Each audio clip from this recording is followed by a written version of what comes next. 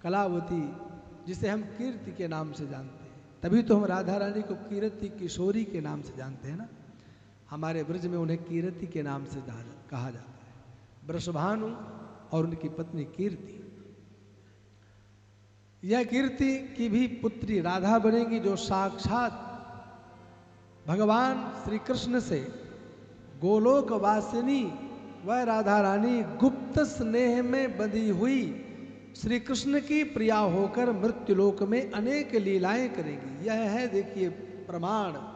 जो लोग कहते हैं ना कि राधा रानी का प्रमाण कहीं नहीं है, कपोल कल्पित बातें हैं।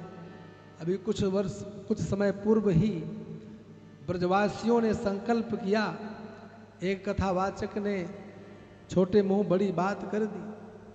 राधा रानी की श्रेष्ठता पर उन्होंने प्रश्न चिन्ह लगाया। तब ब्रजवासियों ने संकल्प किया, अंत में उन्हें राधा रानी मंदिर में जाकर के ही नाक रगड़ना पड़ा। उन्होंने कहा कहीं प्रमाण ही नहीं है। बहुत से इस समय भक्त, बहुत से इस समय यूट्यूबर, बहुत से इस समय वक्ता प्रवक्ता दिखाई देते हैं जो राधा रानी पर भी प्रश्न चिन्ह लगाते हैं। अब मैंने आपको बताया था ना कि यह पुराण चतुर्थ पुराण है। वेद व्यास भगवान की कृति की चतुर्थ कृति है, चौथे नंबर का पुराण है।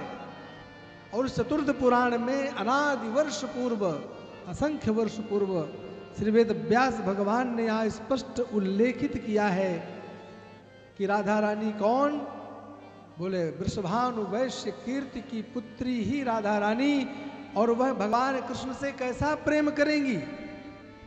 जो लोग कहते हैं कि भगवान कृष्ण ने राधा रानी से विवाह क्यों नहीं किया, यह पुराण प्रमाण है। यहाँ लिखा गुप्त स्नेह करेंगी, प्रेम भी करेंगी, लेकिन उस प्रेम को किसी से कह भी नहीं सके।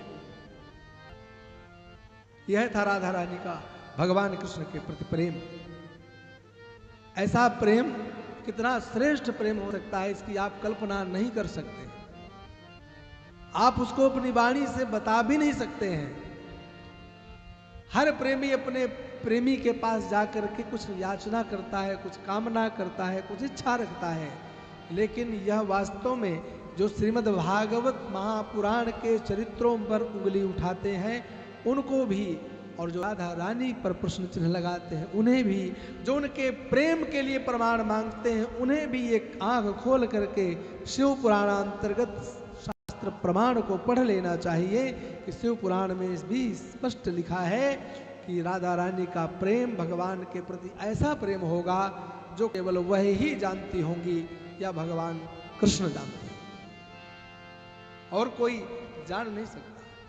और जो जानेगा, जानने के बाद फिर वो अपने आप में स्थिर भी नहीं रह सकता है। जैसे उद्धव जी महाराज जानने के लिए गए, जब तक नहीं जानते थे तब तक बड़े उपदेश, और जब वृंदावन में आए और ब्रजवासियों के स्नेह को, ब्रजवासियों के प्रेम को और राधा रानी उन गोप ग्वालिनियों के उस प्रेम को उन्होंने देखा,